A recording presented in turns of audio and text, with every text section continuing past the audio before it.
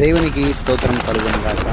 ఈరోజు దేవుని వాగ్దానం శుభ కార్యక్రమమునకు మిమ్మల్ందరినీ కూడా ప్రేమపూర్వకంగా ఆహ్వానిస్తూ ఉన్నాము.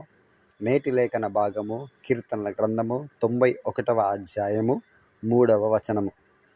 వేట కాని ఊరిలో నుండి ఆయన నిన్ను విడిపించును, నాశనకరమైన తెగులు రాకుండా నిన్ను రక్షించును. దేవునికి స్తోత్రం కలుగును గాక. ప్రియ దైవజనమా, ఈ ఉదయకాల సమయంలో ప్రభు మనకున్నటువంటి ప్రతి పరిస్థితి రీత్యా అన్ని రీతిగా మాట్లాడుతూ ఉంటున్నాడు. వేటగాడు ఏదైతే ఊరిని ఒడ్డుతాడో దానిలో పడేటువంటి ఏ పక్షి కావచ్చు, జంతువు కావచ్చు, తను గ్రహింపలేదు. వలను పెట్టేటువంటి వాడు, ఆ వేటగాడు కంటికి కనిపించని విధముగా ఒక ఉచ్చును వాడు పెడతాడన్నాడు. అది గ్రహింపకుండా జీవులు వచ్చినట్లు ఇరుక్కుపోయి మరణిస్తూ ఉంటాయి.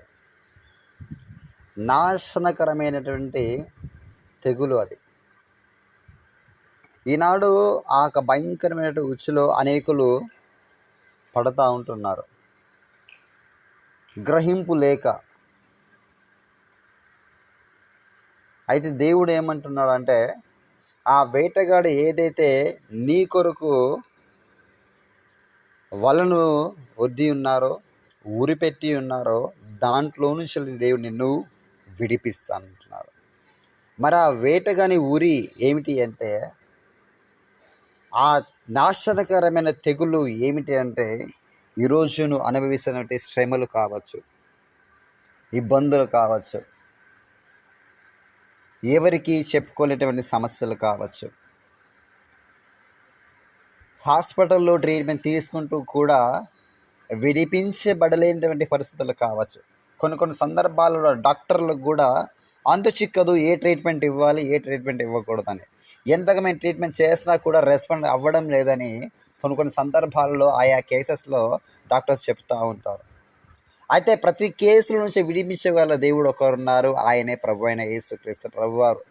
ప్రియ దైవజనమా, ఈ మాటలు వింటున్న మీరు ఇంకెవరైనా కూడా హాస్పిటల్లో ట్రీట్మెంట్ చేసుకుంటూ ఉన్నట్లయితే, ఆ వేటగాని ఊరిలో నుంచి వెళ్ళి నేను విడిపించబోతా ఉన్నాడు. ఆమేన్.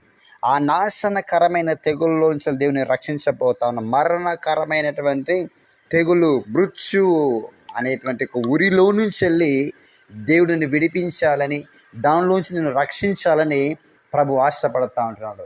అయితే ప్రియ దైవజనమా, నువ్వు చేయవలసిందల్లా ఏమిటి అంటే, ఆయన నా కొండ, ఆయన నా కోట, ఆయనే నా రక్షణ దుర్గము, నేను నమ్ముకున్న దేవుడు అని ఆయన వైపు నువ్వు చేతులెత్తి నువ్వు ఉన్న స్థలంలో మోకరించి ఉన్నపాటున నీ జీవితమును ఆయనకు నువ్వు సమర్పించినట్లయితే, నీ హృదయపూర్వకంగా క్రీస్తును నీలోనికి ఆహ్వానించినట్లయితే, ఇంతకాలం ఏదో జీవితం నువ్వు జీవించినావో ఆ జీవితం నువ్వు విడిచిపెట్టి ప్రభు మార్గంలో నువ్వు ముందుకు సాగుతూ ఉన్నట్లయితే, నిశ్చయముగా ప్రభు నీ జీవితంలో ఒక కార్యం జరిగించబోతా ఉన్నాడు. నువ్వు అనేకులకు ఒక దీవెనకరముగా, ఆశీర్వాద కారణంగా నువ్వు ఉండబోతా ఉన్నావు. దేనికి మహిమ కలుగును గాక.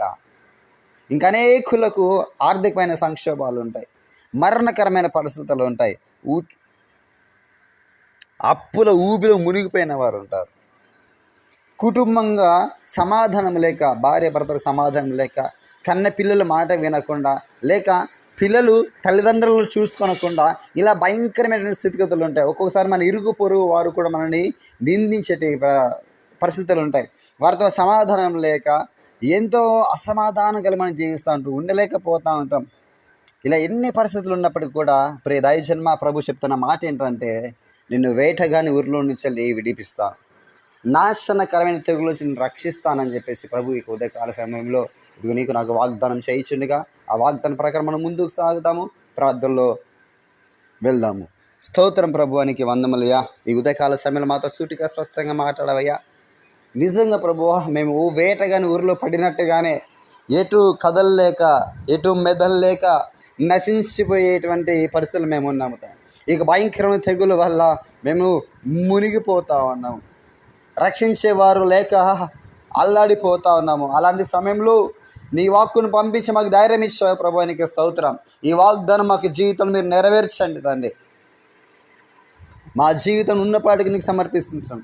మాలో అవిధేయతను ఉంటే క్షమించండి, అపరాధములుంటే మన్నించండి. నేను మా సొంత రక్షకుడిగా మేము మా హృదయపూర్వకంగా మాలోకి మిమ్మల్ని ఆహ్వానిస్తున్నాం. మా జీవితంలో పెను మార్పును కలిగించండి అని ప్రార్థనలో చేసుకుంటాం.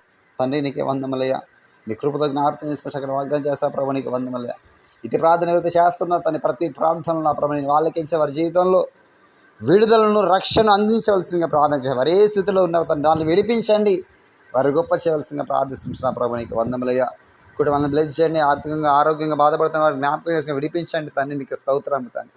మానసికంగా కృంగిపోతున్న వారు విడిపించండి ప్రభు, నీకు స్తోత్రం.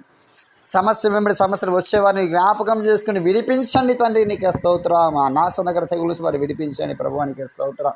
ప్రాముఖ్యంగా నా తండ్రి కోర్టు కేసును విడిపించినందుకు నీకు స్తోత్రం ప్రభువా. ఇంకో నువ్వు కోర్టు కేసు ఉన్న వాళ్ళందరూ విడిపించండి, గొప్ప కార్యం జరిగించండి. ఉద్యోగులు లేని వారికి జ్ఞాపకం ప్రభావ మంచి ఉద్యోగులు దయచండి తండ్రి. కుటుంబంలో సమాధానం లేని వారికి జ్ఞాపకం సమాధానం దయచేసిన ప్రార్థన చేసిన కుటుంబాలు కట్టవలసిందిగా ప్రార్థిస్తున్నా ప్రభావ. వివాహం కాని వారికి జ్ఞాపకం మంచి సంబంధం అనుగ్రహించండి. గర్భం లేని జ్ఞాపకం చేసుకొని గర్భములు తెరవలసిందిగా ప్రార్థిస్తుంటున్నాం తండ్రి, నీకు వందములు తెలుసు. గర్భింతో ఉండవలసిన జ్ఞాపకం చేసుకొని సుఖ ప్రసవం అందించి గొప్ప కార్యం జరిగించి ఈ రోజు నా ప్రభా మరణకరణ స్థితిలో ఎవరైనా తన వారి విడిపించండి, రక్షించండి. నీ నామ మహిమార్థమే నిలబెట్టి వారి సాక్షులుగా నిలబెట్టి మీరే మహిమ పొందగలను ఆరోపిస్తాం. ఈ చిన్న ప్రార్థన ప్రభువ ఈ పరిచర్య కూడా నాతని నీ హస్తాలకి అప్పేకుటి వీటిని ప్రతి ఒక్కరు కూడా నాతని నేను దీవించేపట్టు కృపచేత నింపవలసిందిగా ప్రార్థన చేస్తూ సర్వశక్తుడైనటువంటి యేసుని దివ్యమైన నామంలో ప్రార్థిస్తూ అడిగి వేడుకొంచున్నాము పరమ తండ్రి. Amen, amen, amen. God bless you all.